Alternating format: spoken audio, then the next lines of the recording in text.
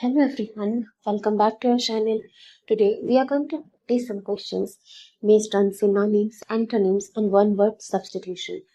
आज हम miscellaneous question की प्रैक्टिस करेंगे। लास्ट वीडियो में हमने सिनोनिम्स, एंटोनिम और स्पेलिंग वर्ड पर बेस्ड कुछ क्वेश्चंस की प्रैक्टिस की थी।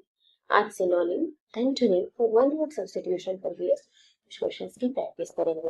बेसिकली मैं प्रीवियस की नोटिफिकेशन आ गई है, 10,000 प्लस वैकेंसी आई है इस बार।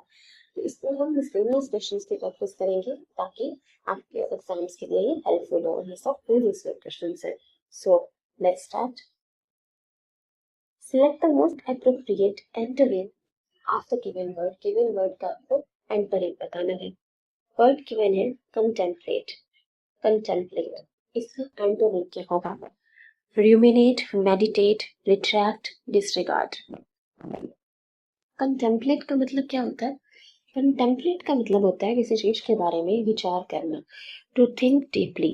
To think deeply about something. किसी चीज के बारे में गहन चिंतन करना, डीपली सोचना, उसको हम कहते हैं contemplate.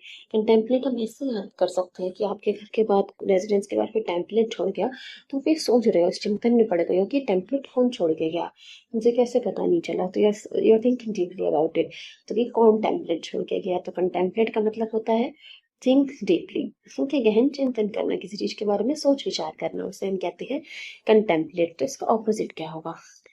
ruminate, meditate, retract, disregard. Disregard का मतलब क्या होता है? डिसरिगार्ड का मतलब होता है किसी चीज को इग्नोर करना, नजरअंदाज करना। चलिए बाकी ऑप्शंस देख लेते हैं। मेडिटेट, मेडिटेशन में भी आप एक डीपली थिंकिंग ही करते हो, खुद के बारे में सोचते हो, तो वो भी इसका एक तरह से सिनोनिम हो सकता है, एंटोनिम नहीं होगा। रूमिनेट, रूमिनेट का मतलब क्या होता है? रूमिनेट का मतलब भी होता है थिंक डीपली, विचार करना, उसे हम कहते हैं रूमिनेट। आप अपने रूम में बैठ के कुछ विचार कर रहे हो, है ना, रूमिनेट, रूम में बैठ कर कुछ विचार कर रहे हो, तो ये हो गया। इसका मतलब भी हो गया थिंक डीपली, पॉन्डर, कंटेमिनेट, इनका भी यही मतलब होता है। रूमिनेट का भी वही मतलब है, तो ये तो इसका सिनोनिम ही हो गया, मेडिटेट, रूमिनेट।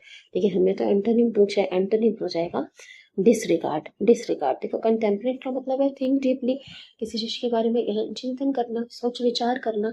और डिसरिगार्ड का मतलब है इग्नोर कर देना, मतलब आप किसी चीज के बारे में बिल्कुल सोच ही नहीं रहे, आपने बिल्कुल इग्नोर कर दिया, नजरअंदाज कर दिया। तो कंटेम्पलेट का एंटोनिम हो जाएगा डिसरिगार्ड। ठीक है, contemplate means think carefully, ruminate think deeply, retract means take back, और डिसरिगार्ड का मतलब है इग्नोर। ओके, हमारा आंसर हो जाएगा डिसरिगार्ड, डिसरिगार्ड। नेक्स्ट देखिए, antonym of the given word timid, meek, anxious, daring, spooky. timid का मतलब क्या होता है? timid का मतलब होता है कॉवर्ड, वीक, डरपोक, उसे हम कहते हैं timid। जो भी कॉवर्ड हो, डरपोक हो, उसे हम कहते हैं timid। तो timid का एंटोनिम क्या होगा? मीक, मीक का मतलब होता है जेंटल, विनम्र। एंशियस, जो चिंता में हो, चिंतित हो, उसे हम कहते हैं एंशियस। डेयरिंग, जिसमें बहुत हिम्मत हो, साहसी हो, हिम्मती हो। तो आप बताओ, टिमिड का मतलब है डरपोक, जो डरता है, कमजोर है। तो उसका ऑपोजिट क्या हो जाएगा? जो नहीं डरता, जो साहसी है, हिम्मती है, हिम्मत वाला है। तो टिमिड का एंटोनिम हो जाएगा डेयरिंग, डेयरिंग। ठीक है, meek means gentle, timid means weak, coward, और स्पूकी का मतलब होता है फ्राइटनिंग, डरावे, डराने वाला। ठीक है, तो हमारा आंसर हो गया डेयरिंग। नेक्स्ट देखिए, antonym of the underline word. और administration uses dash techniques to get their work done. They don't rely on overt tactics. यहाँ पे आपको overt अंडरलाइन वर्ड का एंटोनिम बताना है। OVERT, ओवर्ट का आप एंटोनिम बताइए, ऑपोजिट बताइए। ऑप्शन है covert, apparent, clear, intellectual. Overt, overt का मतलब क्या होता है?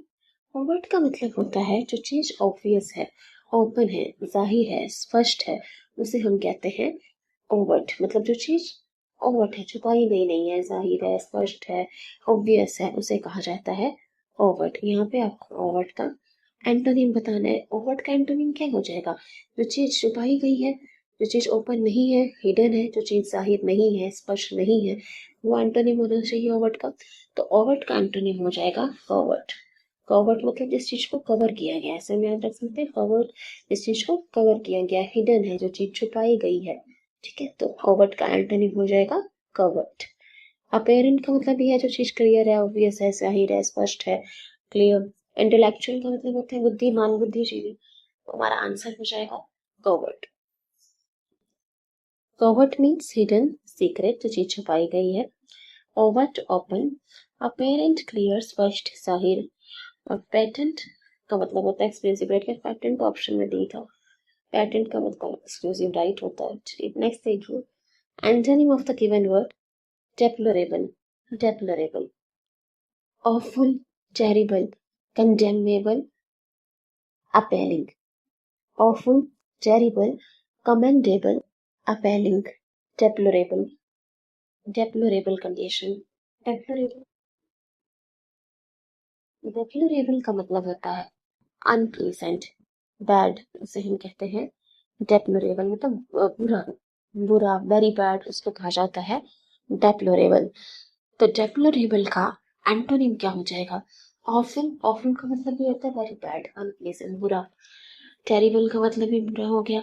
अपेलिंग, अपेलिंग का मतलब होता है बैड और अनप्लीजेंट या शॉकिंग में, अगर कोई चीज आपको बहुत बुरी लगती है, अनप्लीजेंट, अच्छा नहीं लगता, और शॉकिंग होता है, शॉकिंग भी बैड, उसे हम कहते हैं अपेलिंग। तो ऑफुल, टेरिबल, अपेलिंग ये सब तो सिनोनिम हो गए डेप्लोरेबल के।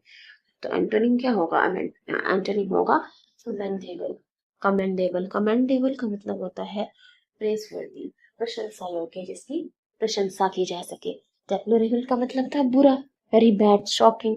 और कमेंडेबल का मतलब अच्छा, प्रशंसा योग्य, प्रेसवर्दी। डेप्लोरेबल एक नीचे पड़ता है, एंटोनिम मतलब चाहिए, आंसर हो जाएगा कमेंडेबल, कमेंडेबल। चलिए नेक्स्ट देखिए, synonym of the underline word, यहाँ सिनोनिम बताना है। The children did not like the abominable table manners of the old aunt. तो old aunt की abominable जो टेबल मैनर्स थी वो बच्चों को, चिल्ड्रन को अच्छी नहीं लगी। तो abominable का सिनोनिम बताइए। stringent, obnoxious, delectable, inflexible.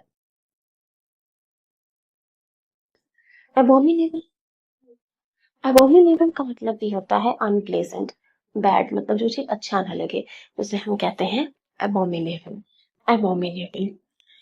Stringent का मतलब क्या है? स्ट्रिंजेंट का मतलब तो स्ट्रिक्ट होता है, सख्त, रिजिड, उसको हम कहते हैं स्ट्रिंजेंट। ऑब्नॉक्शियस, ऑब्नॉक्शियस का मतलब भी है अनप्लेजेंट, बुरा। अब कि नो कर दो अब उन चीजों को जो आपको अच्छी नहीं लगती, अब तो नो कर दो, ऑब्नॉक्शियस। ऑब्नॉक्शियस मतलब अब नो बोल दो उन चीजों को जो आपको अच्छी नहीं लगती। तो ऑब्नॉक्शियस का मतलब भी होता है अनप्लेजेंट, बुरा, बैड। डिलेक्टेबल, डिलेक्टेबल का मतलब होता है डिलीशियस, टेस्टी। जो चीज टेबल पर आते ही आपको खाने का मन करे उसे हम कहते हैं डिलेक्टेबल। टेबल पे डालते ही जो चीज खाने का मन करे वो है delectable, that means tasty, delicious. और इनफ्लेक्सिबल, जिसको आप चेंज नहीं कर सकते। तो अबोमिनेबल का सिनोनिम क्या होगा? Obnoxious, obnoxious. अबोमिनेबल का मतलब बैड है, ऑब्नॉक्शियस का मतलब बैड, अनप्लेजेंट है। तो अबोमिनेबल का सिनोनिम हो गया ऑब्नॉक्शियस। डिलेक्टेबल का मतलब डिलीशियस, जो चीज टेबल पर डालते ही खाने का मन करता है, जो चीज स्वादिष्ट लगे, टेस्टी लगे। इनफ्लेक्सिबल, जिसको आप चेंज नहीं कर सकते। स्ट्रिंजेंट का मतलब स्ट्रिक्ट, सख्त। तो आंसर हो गया हमारा ऑब्नॉक्शियस।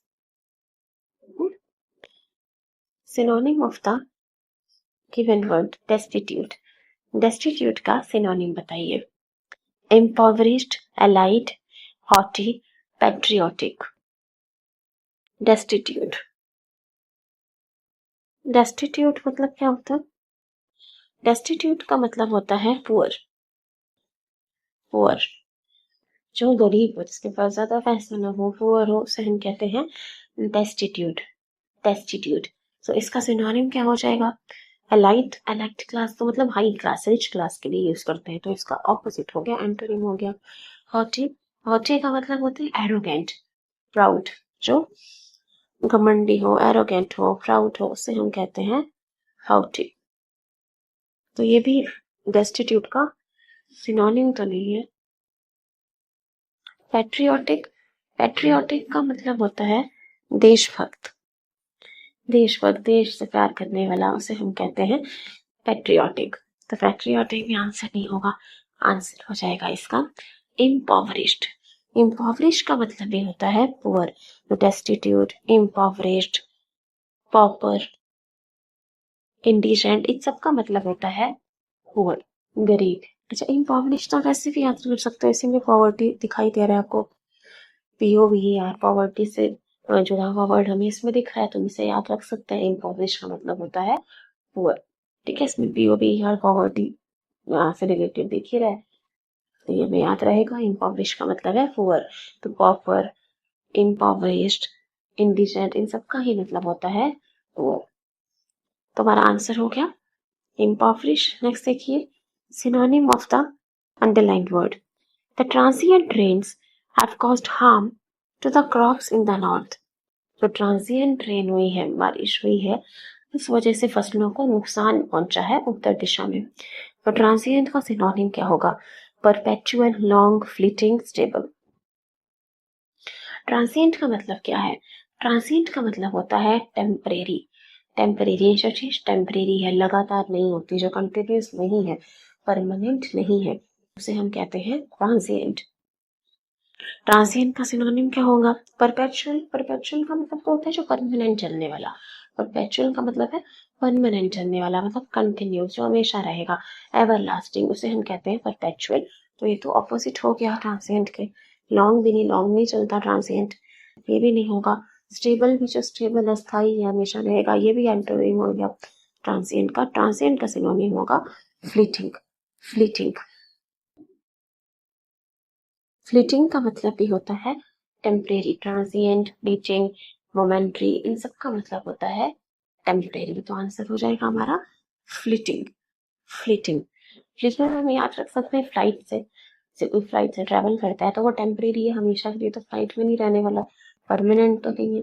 तो फ्लीटिंग का मतलब भी होता है टेम्परेरी, ट्रांजिएंट का मतलब भी टेम्परेरी, मोमेंट्री का मतलब भी होता है temporary.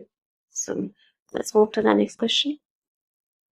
Synonym of the given word: prolific. Prolific, productive, lazy, unproductive, unsuccessful. Prolific. Prolific का मतलब ही होता है प्रोडक्टिव, उपजाऊ, प्रोडक्टिव, फर्टाइल, उसे हम कहते हैं prolific, जो प्रोडक्टिव हो। तो prolific का सिनोनिम हो जाएगा प्रोडक्टिव। प्रोडक्टिव। नेक्स्ट देखिए, ये वन वर्ड सब्स्टिट्यूशन का क्वेश्चन आया है। A government controlled by rich and powerful is known as. तो एक ऐसी सरकार जिसको अमीर लोग चलाएं, रिच और पावरफुल लोग चलाते हैं, उसको हम क्या कहेंगे? Oligarchy, plutocracy, technocracy, bureaucracy. Oligarchy क्या होता है? ओलिगार्की होता है government bye few group of people. जो कुछ लोगों की सरकार होती है ना, कुछ लोग चलाते हैं, फ्यू ग्रुप, उसे हम कहते हैं ओलिगार्की। ओलिगार्की मतलब वही कुछ लोग ही चलाएंगे उस सरकार को, कोई और नहीं चला सकता, वो है ओलिगार्की। लेकिन यहाँ तो रिच और पावरफुल कुछ है, तो ये हट जाएगा। टेक्नोक्रेसी, टेक्नोक्रेसी का मतलब होता है गवर्नमेंट बाय टेक्निकल एक्सपर्ट्स, जो तकनीकी विशेषज्ञ हैं, अगर वो सरकार को चला रहे हैं, जो टेक्निकल एक्सपर्ट है, टेक्निकल फील्ड में एक्सपर्ट है, ठीक है, टेक्नोलॉजी के बारे में जिन्हें सब पता है, तो वो है टेक्नोक्रेसी। गवर्नमेंट है टेक्निकल एक्सपर्ट्स, तो ये भी आंसर नहीं होगा, मैं तो रिचर्ड पावरफुल कुछ है। ब्यूरोक्रेसी मेरी एडमिनिस्ट्रेशन से जुड़ा हुआ है, आंसर हो जाएगा plutocracy. Plutocracy, plutocracy is government by rich and powerful. Oligarchy, government ruled by a small group of people. Bureaucracy, administration by government officials. और टेक्नोक्रेसी का मतलब होता है government run by technical experts, तकनीकी विशेषज्ञों द्वारा चलाई गई सरकार, इसको कहा जाता है टेक्नोक्रेसी। टेक्नोलॉजी इसके नाम में ही है techno. Oligarchy government by small group of people, और प्लूटोक्रेसी होता है government by rich and powerful. P for pluto, T for powerful, ठीक है। नेक्स्ट देखिए, a person who is excessively fond of eating and drinking. जो खाने पीने का बहुत शौकीन हो, उसे खाने पीने का बहुत शौक हो, उसे हम क्या कहेंगे? एस्केटिक, गवर्नमेंट, स्टोइक, माइजर। माइजर का मतलब तो होता है कंजूस, या तो पैसे ना खर्चे स्टिंगी। तो जो कंजूस है वो तो ज्यादा खाने पीने का शौकीन होगा नहीं, ज्यादा पैसा खर्च ही नहीं करेगा, तो ये तो नहीं होगा आंसर।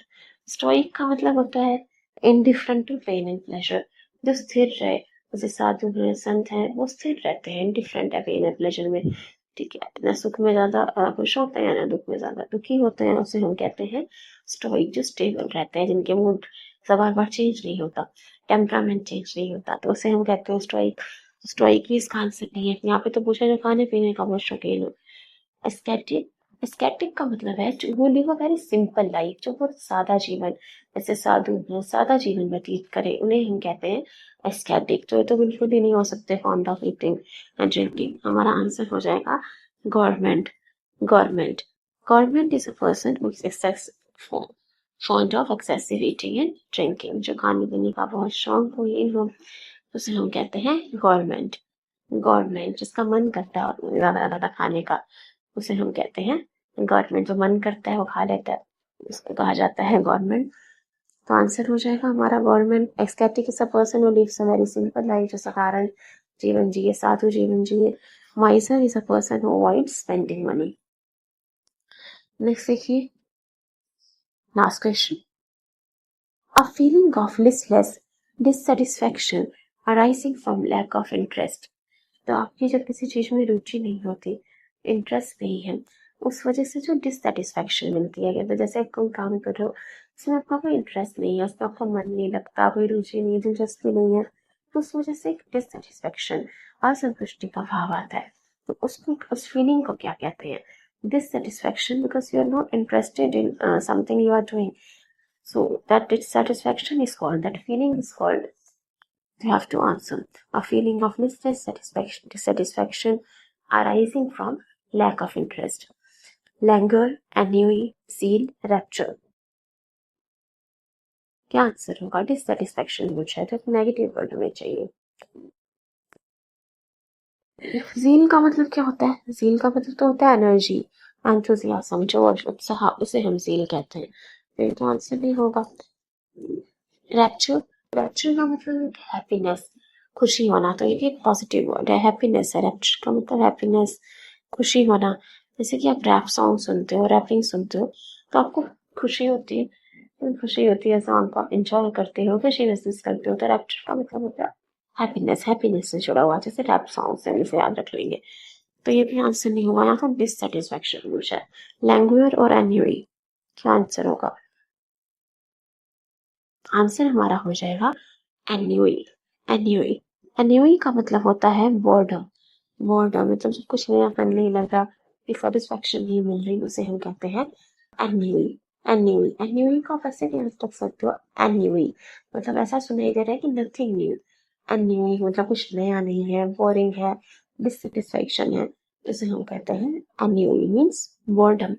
रैप्चर का मतलब है हैप्पीनेस, जॉय, खुशी होना, रैप म्यूजिक सुन के खुश हो जाते हो। लैंगर का मतलब होता है टायर्डनेस, वीकनेस, थकावट होना, कमजोरी होना, उसे हम कहते हैं लैंगर। और जील का मतलब तो है एनर्जी, एंथुजियाज्म, जोश, उत्साह। सो हमारा आंसर हो जाएगा ennui. So thank you everybody, thanks for watching, please share and subscribe. All the best for your exams, thank you.